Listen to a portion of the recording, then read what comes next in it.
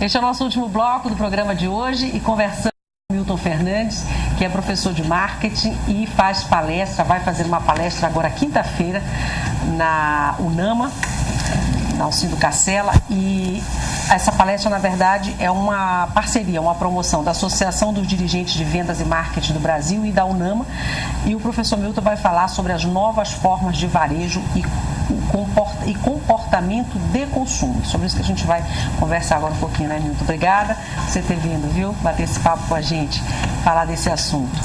Para nós irmos direto ao ponto, quais são essas novas formas de varejo? Primeiro a gente explicar o que é exatamente o varejo, para quem não sabe, que eu acho que é interessante. Todo mundo tem uma ideia, mas de repente, tecnicamente, o varejo é uma outra coisa que a gente não sabe bem o que é.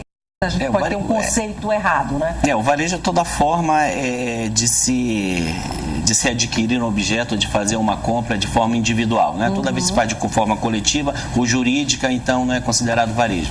Então, quando eu individualmente realizo a compra, é caracterizado o varejo. Mas o objetivo principal, deixa eu contextualizar um pouco desse bate-papo lá, com a turma, os alunos da UNAM, os associados da DVB, é a gente trocar um pouquinho de ideia sobre um estudo do sociólogo polonês Zygmunt Bauman, onde ele fala sobre as diferenças entre a sociedade sólida e a sociedade líquida. E a partir daí ele faz uma série de conotações que entra pela globalização, pela economia, pelo direito, e aí ela acaba nas relações de consumo e de mercado. E foi aí que é fonte do meu interesse, do meu estudo, onde eu fui buscar um pouquinho dessas reflexões que a gente vai falar nessa palestra. Então, a partir daí, Bauman fala sobre essa questão da centralidade do consumo, que é a nossa sociedade pós-moderna que vive hoje. Então, na verdade, hoje, cada vez mais as formas de consumo, elas passam a ser uma forma de satisfação e de até tentar de resolver problemas pessoais mesmo das pessoas. Então, as pessoas hoje, elas começam, elas constroem mesmo um sujeito, uma identidade a partir das suas relações de compras. Então, com isso, juntamente aliado ao fenômeno da internet e das redes sociais, isso gerou o que eu identifiquei como uma esquizofrenia coletiva de consumo. Então, as pessoas hoje vivem com ansiedade crônica, querendo quantidade de informações e não qualidade. Isso acaba gerando essa... De produtos também. Sim, porque eu acabo mostrando a minha identidade através do que eu adquiro. Então, acaba que o que eu adquiro é condição sine qua non para eu manifestar a minha liberdade, a minha expressão, a minha identidade dentro da sociedade. O carro X identifica quem eu sou, a classe que eu pertenço, vai por aí. Eu acho que até ficou um pouco pior, porque, na verdade, essa relação de adquirir bens, para, na verdade, nos colocar no lugar que nós gostaríamos ou achávamos que deveríamos estar, por exemplo, aquela marca de cigarro, aquela viagem para aquele determinado país, aquela determinada camisa de grife, entendeu? Nos compensaria. Hoje em dia, a questão também está na questão eletrônica, na questão da informação, do acesso à informação. Hoje as pessoas têm uma ânsia, não é isso? É crônico isso. Essa ansiedade realmente ela persiste. A gente dorme de um jeito, o consumidor de forma geral, ele dorme pensando numa coisa, ele acorda e ele compra outra. Então, hoje as pessoas imaginarem que a forma de relação, de vendas dentro de um PDB, de um ponto de venda com o consumidor, é como se fazia alguns poucos anos atrás, não é a mesma. Que existe um comportamento que se chama de comportamento RUPO, que é o Resist Online Purchase Offline, ou seja, é a pesquisa online e a compra offline. Ao contrário, a gente tem que desmistificar também um pouquinho disso, Renata, de que a internet, ela é o ponto fulcral de toda a relação de consumo, não é? Então, na verdade, a experiência de consumo ainda é muito valorizada. Daí os grandes shoppings surgindo com cada vez mais força. Por quê? Porque são grandes conglomerados de consumo. Que as pessoas ainda querem entrar numa loja, querem ver o produto, pegar nele. Hoje as relações são tão efêmeras que as pessoas aproveitam realmente essa experiência do consumo para que ela seja um momento de eu encontrar com os amigos. É muito comum a gente chegar numa mesa de bar, tá todo mundo numa mesa de bar trocando mensagem, ninguém conversa, né? É aquela piada de trocar mensagem. Então acaba que as pessoas, no fundo, usam mesmo essa experiência de venda para ser um momento de eu ter com o meu filho, com a minha esposa, de ir a um shopping, ir num cinema, fazer um lanche. Então essa experiência de consumo é muito valorizada. A gente precisa desmistificar e com calma um pouquinho essa questão, que a internet é o ponto fulcral por onde se passa toda essa relação de consumo. Né? Então as pessoas hoje, a experiência que a gente tem, as pessoas estão... a internet, ela é realmente fundamental e quase todo mundo, antes de comprar, vai na internet pesquisar. Então é muito comum acontecer o seguinte... Mas não quer dizer que compra pela internet. Ela é uma ferramenta. Ela é uma ferramenta para esclarecer o consumidor. O grande consumo ainda não é feito pela internet, né? Ainda não é feito. É presencial. Ainda não é feito. Inclusive os últimos números de pesquisa, a gente tem observado que tem caído, tá? A intenção de compra na internet tem caído nos últimos 2 trimestres. Então, na verdade, isso prova justamente isso, né? Então, o consumidor está pesquisando muito na internet. Qual é o risco que corre? É de chegar numa loja, num varejo, num PDV e você querer persuadir o cliente a levar o teu produto, quando o cliente, às vezes, corre o risco dele saber muito mais informações sobre o produto que o próprio vendedor. Então, isso é um perigo. Então, ele às vezes está muito melhor informado que o vendedor. Então, assim, é uma nova visão. Então, precisa ter uma nova visão de relações de venda com o consumidor no olho, porque ele já vem totalmente informado na tua loja. Você abordou um ponto que, para quem é da área de marketing, é importante, quando você fala de esquizofrenia. Essa abordagem de esquizofrenia não nos dá margem, por mais que você tenha pesquisa, porque é uma mudança na sociedade. Nós estamos na era da informação, isso faz com que exista vários nichos de mercado, mas mesmo nesses nichos de mercado, a percepção daquilo que você adquire para satisfazer uma necessidade, e você fez uma relação bem separada, se eu entendi. A questão de você estar adquirindo para construir relações. Porque você quer construir relações, mas essas relações, no mundo que está hoje na sociedade, passa pelo bem material.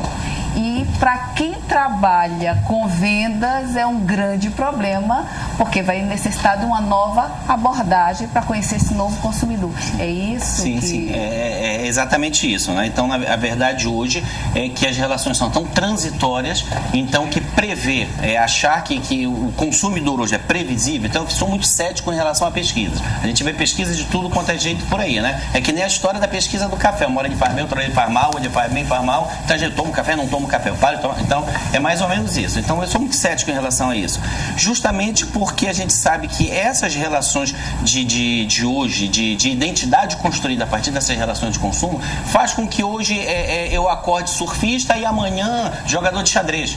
Então hoje eu tenho jovens de 15 anos completamente sedentários, e hoje eu tenho pessoas idosos de 70 anos, 80 anos que correm maratonas.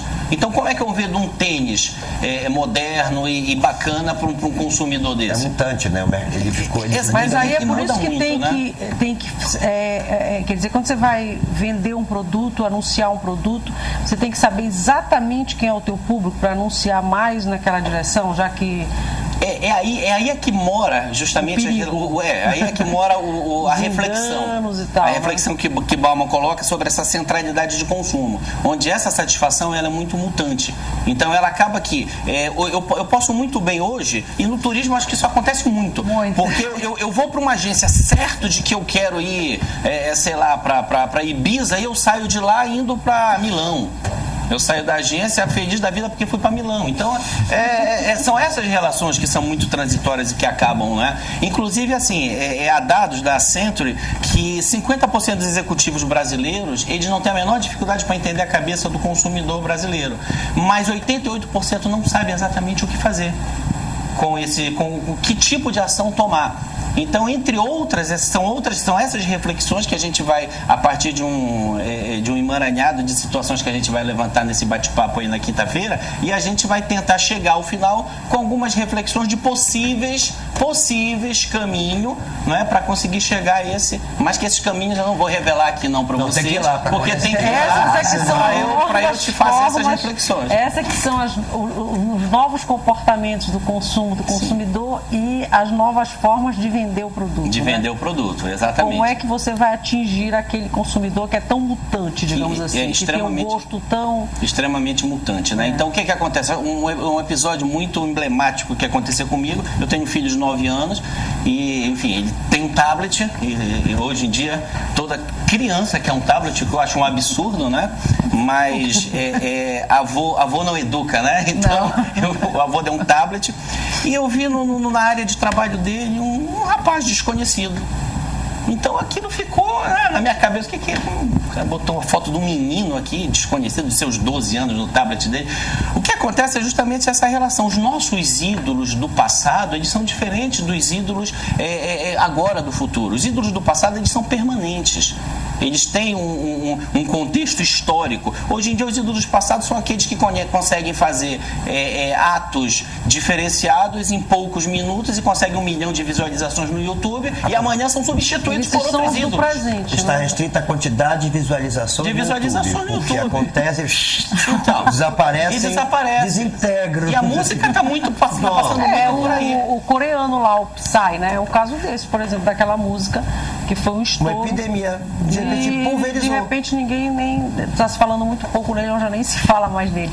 Tem pergunta, Júcia? Tem. O Raimundo Neto quer saber se o ensino de marketing nas universidades se pauta, ele quer saber em que postura se pauta o ensino do marketing nas universidades. No consumo exacerbado ou na reflexão sobre as relações de consumo? Na verdade, na universidade, o marketing ele tem uma abordagem mais diferenciada, mais focada na questão da administração. Então, o marketing, na verdade, ele entra de forma em 360 graus em todas as áreas de uma empresa. Então, a abordagem universitária ela não passa exclusivamente pelas relações de consumo, mas isso é apenas uma ferramenta do marketing. Então, nós temos várias ferramentas. Então, logística integrada faz parte do marketing, precificação de produtos faz parte do marketing, a comunicação é uma área do marketing também. Então, na verdade, é uma abordagem muito mais voltada para a gestão, o marketing. Na universidade, a universidade busca justamente isso, trazer essa abordagem da gestão para a área de marketing. Então, é uma área que está no momento, como eu acho que quase todos, no momento de reflexão profunda, né?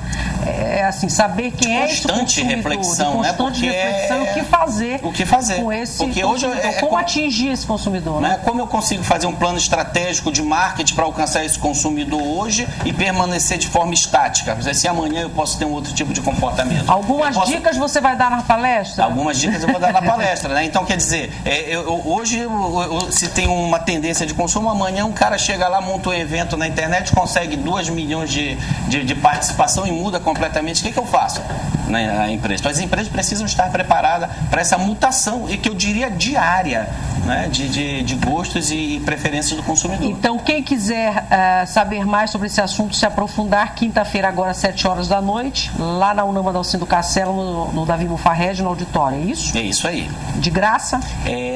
São 2 quilos de alimento ou material de limpeza que a gente está fazendo uma ação para apoiar a Associação Colorindo a Vida.